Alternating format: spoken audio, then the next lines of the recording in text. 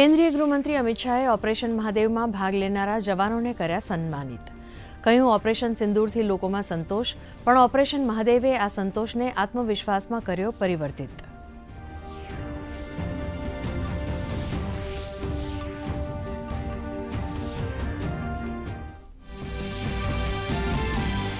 ભારત આક્રમક નથી, પરંતુ દરેક પડકારોનો સામનો કરવા માટે સક્ષમ હોવાનું જણાવતા કેન્દ્રીય સંરક્ષણ મંત્રી રાજનાથસિંહ.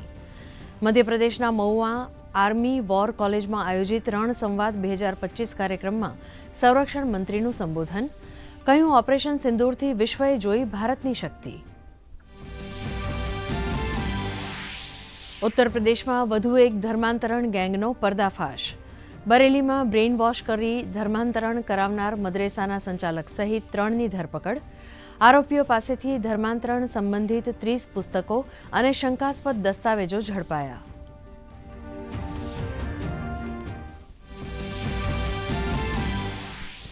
જમ્મુ કાશ્મીરમાં કટરા વૈષ્ણોદેવી માર્ગ પર ભૂસ્ખલનથી 30 લોકોના મૃત્યુ. વૈષ્ણોદેવી યાત્રા કરાઈ સ્થગિત. રાહત અને બચાવ કાર્ય પૂરજોશમાં. ગૃહમંત્રી અમિત શાહે મુખ્યમંત્રી અને ઉપરાજ્યપાલ સાથે મેળવી પરિસ્થિતિની જાણકારી.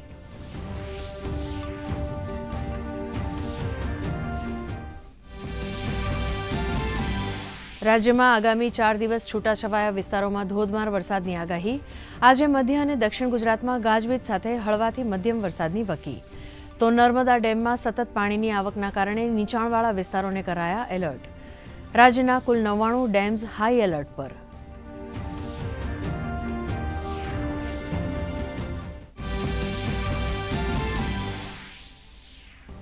દેશ સહિત રાજ્યમાં આજથી ગણેશોત્સવની ધૂમ. રાષ્ટ્રપતિ અને પ્રધાનમંત્રી સહિતના નેતાઓએ પાઠવી ગણેશ ચતુર્થીની શુભેચ્છાઓ. ઘર ઘરમાં બિરાજ્યા ગણેશજી. તો ગણેશ પંડાલો અને મંદિરોમાં ગુંજી ઉઠ્યો બાપા મોરિયાનો જયકાર. અમદાવાદ અને રાજકોટમાં ઓપરેશન સિંદૂરની થીમ પર ગણેશ પંડાલ. વિશ્વ પ્રસિદ્ધ તરણેતરના મેળામાં આજથી ત્રિદિવસીય 20મી ગ્રામીણ ઓલિમ્પિકનો પ્રારંભ. પ્રથમ દિવસે ભાઈ બહેનો માટે વિવિધ દોડ સહિત લાંબી કૂદની સ્પર્ધાનું આયોજન. વિજેતા ખેલાડીઓને સર્ટિફિકેટ અને પુરસ્કાર આપીને કરાશે પ્રોત્સાહિત.